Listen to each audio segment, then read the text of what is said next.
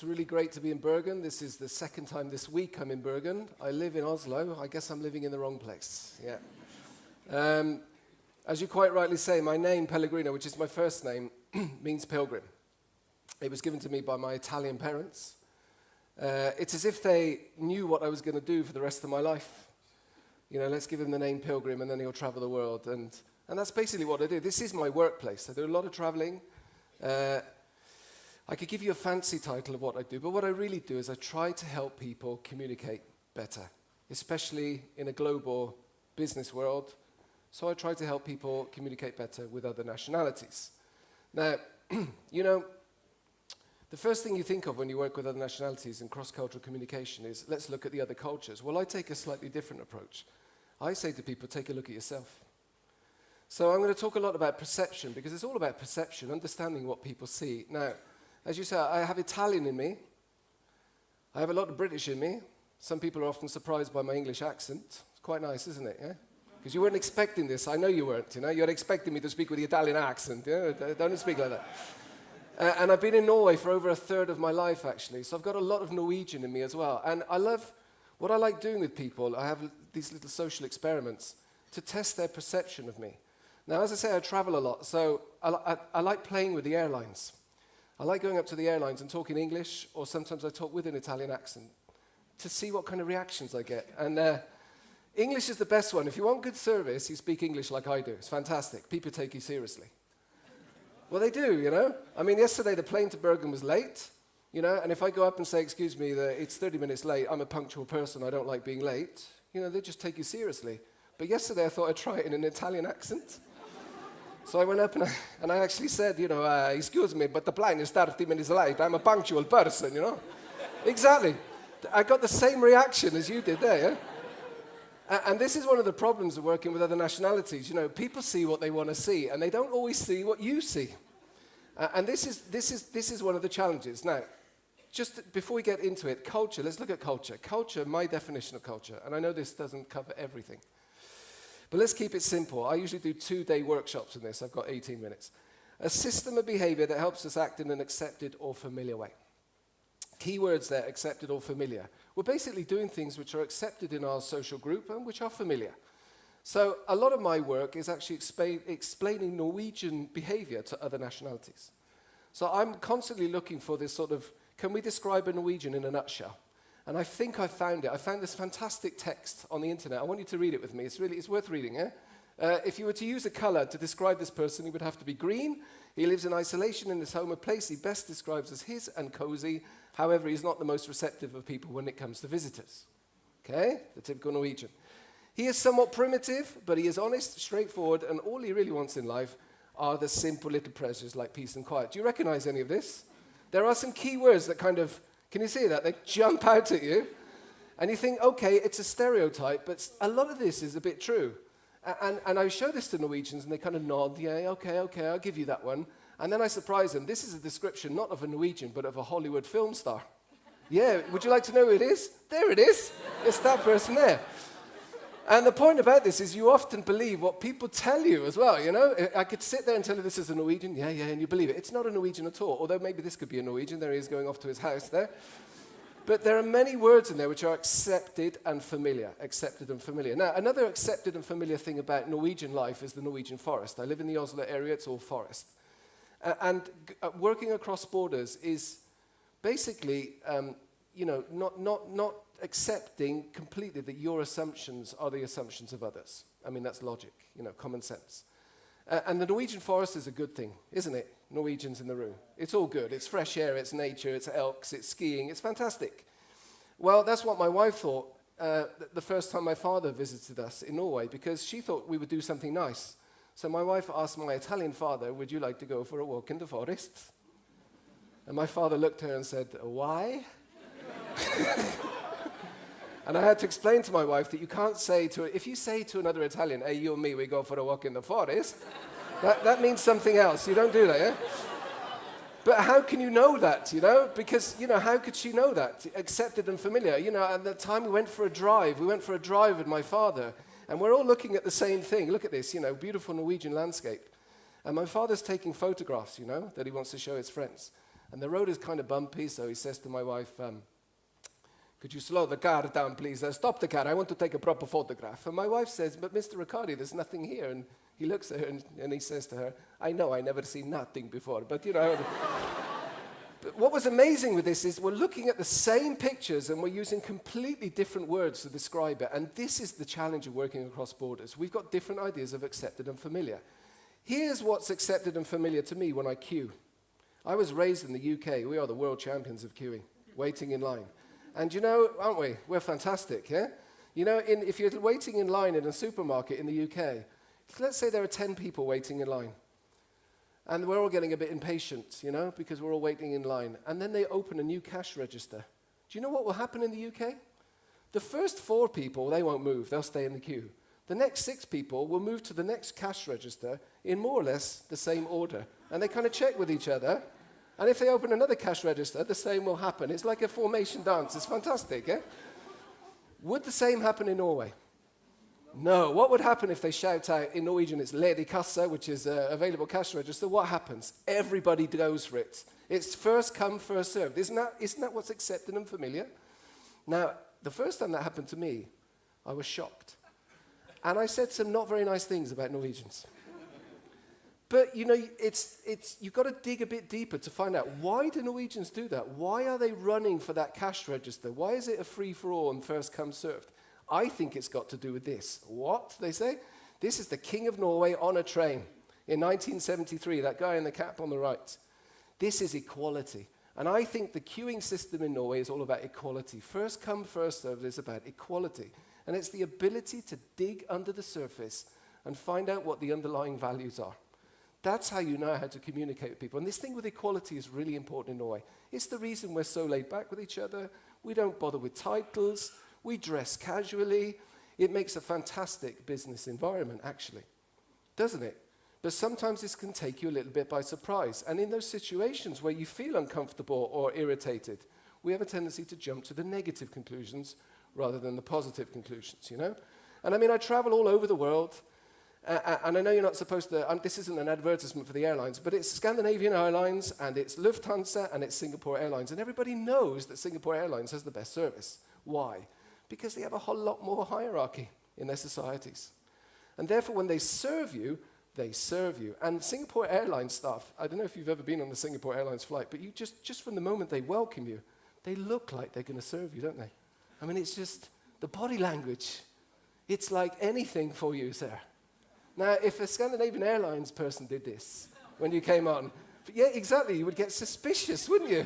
What's going on? Because it's not accepted or familiar. That's it, you know? This is what it's all about. So this is how we do it. And look at the space. Space is important. Nobody's touching. And if you go to somewhere like Finland, that space becomes even more. Can you see it? Look at it. It's fantastic. And look at the way they queue in France. There's nothing like the way I'm used to queuing. And it's different every day. It's never the same. And in some cultures, you need a bit more motivation to stand in line. And this is my favorite one. This is fantastic. Look at this. Huh? Isn't that great? They're all different. We're all doing the same thing in slightly different ways. Now, how do you get across borders? How do you navigate through this? Because you can't learn all the codes. It's impossible.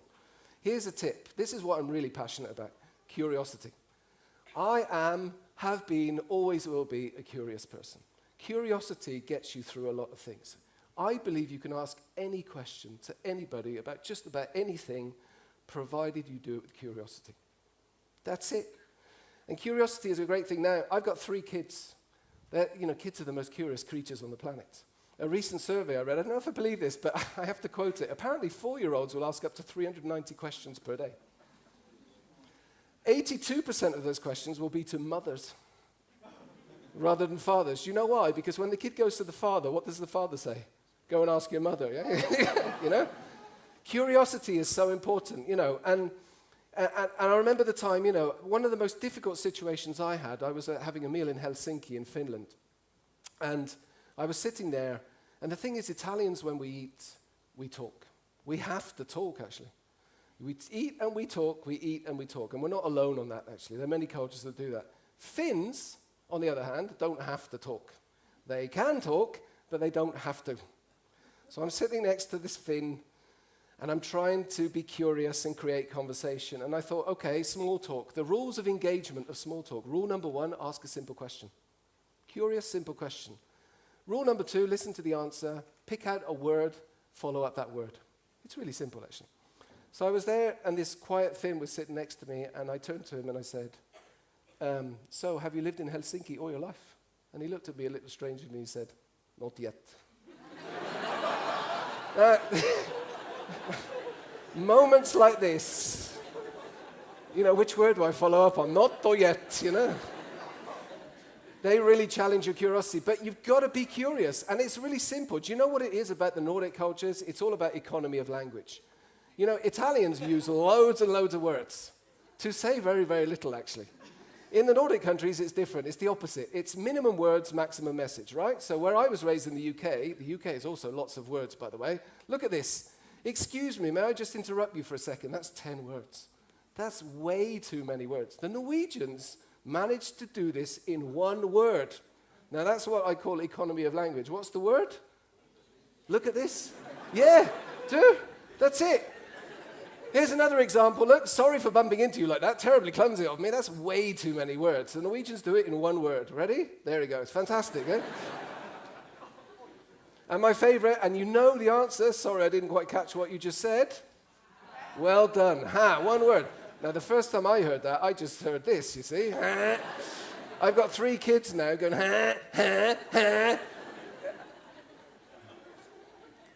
But look beyond the negative side and look to the curiosity. And this is it. We're often misperceived because on a serious note, this which I've heard many times, doesn't often get perceived very positively by other nationalities.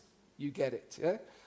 And everyone has been misperceived in their life. I mean, the Dutch are often misperceived. They complain a lot. They are the world champions of complaining, the Dutch. But why do they do it? They do it because they're looking for something better. And one way you do it is to complain and seek a better result. That's often difficult. I used to work with a guy who was French. He is French. I used to work with him. His name was Yves. Yves complained a lot as well.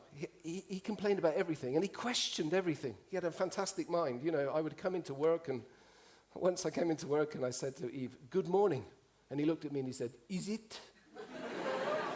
I mean, he was on that level, And I've had my challenges too. The biggest challenge I've had living in Norway and trying to communicate with my fellow Norwegians is, of course, this thing with feelings and expressing feelings. Where I come from, we express.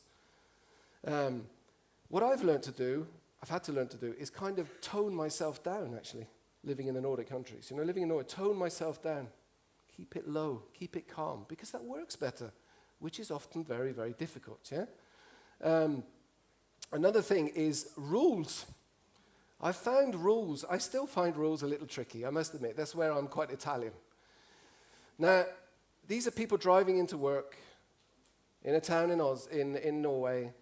They're following rules, can you see? And they're simple rules. The rules are keep between the lines and don't use that lane over there. That's the public transport lane, unless you're a bus, a taxi, or an electric car. Simple rules. And look at this. Every single car manages to drive between the lines. It's fantastic. Now, this is a little clip that I took this summer driving down to Italy. This is a police car. That car has got nothing to do with the police car. And it's just a little short clip here. But, look at him. I mean, would you do that in Norway? You know you wouldn't. Huh?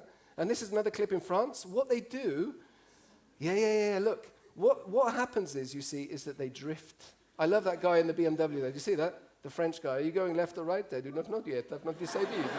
It's fantastic. And then some countries, here you can't even see the lines. Where are the lines? Where are they, And I suggested once to an Indian colleague of mine, perhaps if you painted the lines more regularly, people would follow the rules. And he just said, no, that would be a waste of paint, So it would That's why we have traffic wardens. That's why we have traffic wardens in Norway. This is a traffic warden in Norway giving a fine to this car. Now, I'm just going to check. You see, Norwegians know these rules instinctively. It's your duty to learn the rules. But can I ask you, why is that car going to get a fine? Why is he going to get a fine? Too close to the zebra crossing, the pedestrian crossing. What's the minimum distance? And people mumbling 5, 5, 4, 5. You know this stuff. It's like a stupid question. So the day I parked my car in Oslo, let me just explain what's going on. You see, the line goes under here and then underneath the wheel. This is no parking. I was in a little bit of a hurry. And my wife said to me, I think you should move your car forward a little bit. I said, why? Just move your car. You'll get a fine. Why? Just please move your car. You could see she was really uncomfortable, you know? And this irritated me. I thought, I haven't got time for this. Let's go. So I left. Okay. And this is especially for the Norwegians in the room. Did I get a fine? Do you feel sorry for me? No. You get no sympathy. No sympathy whatsoever, you know? It's a simple bloody rule. Follow the rules, you know? Now, Italians believe that the power of speech, the power of persuasion is your most important tool in life. We believe that you can appeal to people, and if you're good enough at appealing, they might listen to you and they might find an alternative solution. So I believed that I could call the Oslo traffic police and talk my way out of a problem. And I can see Norwegians doing this. Oh, no. You're wasting your time. Don't bother. No, I thought I would try. So I called the guy down at the Oslo traffic. Hello, this is Pellegrino. By the way, I spoke English, of course, not Norwegian, because they take it more seriously. Eh? Hello, this is Pellegrino Riccardi, referring to case 78206. Yes, I have it in front of me here. Listen, I was just wondering if we could be a little bit flexible on this. I mean, we're only talking about 20 centimeters. I'm really sorry. I've learnt my lesson. I won't ever do it again. That kind of stuff. Did it help? Not at all. To his credit, he was good. He was really good. I could hear him clicking in the background. He had all the rules. He was saying, I'm very sorry, but the wheel must be inside the box. It says here in the Rule 5, paragraph D. He had all the answers in front of him. Yeah? And then he said something I'll never forget. He said to me, Riccardi is your name. You may be Italian. Well, you probably like football. I said, I do like football. Well, it's like football, the ball must be over the line, the wheel must be on the ball. It was fantastic. Now, it was great. He had all the answers, black and white, He had everything. Fine. So I told my friend Yves this. My friend Yves, the French guy, who got really irritated. Remember Yves? Is it? But he's really good at asking questions. And he said, okay, the wheel must be inside the box. He said, what if I take the wheel off the car? What would happen then? I thought that was really interesting, actually.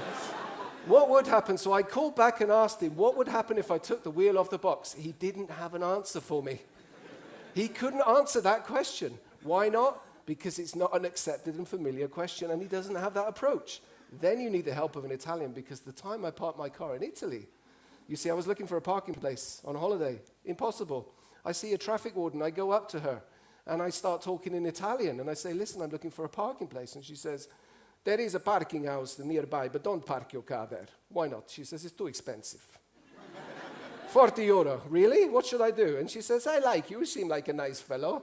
I like you. I like the way you talk Italian. I'm going to help you today. She says, park your car over there. And she points over to this sign and says, go and park your car over there. Come on, I can't park. It's okay. It's not dangerous. Park your car there. Don't pay 40 euro in the parking house. Park your car over there. I give you a fine for 30 euro. You save yourself 10 euro. Now,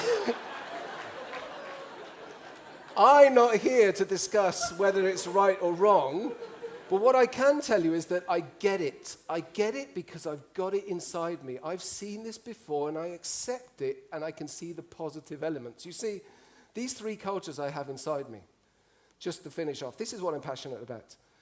I've got three cultures inside me, and they're all very different. They're planets apart. They really are in certain aspects.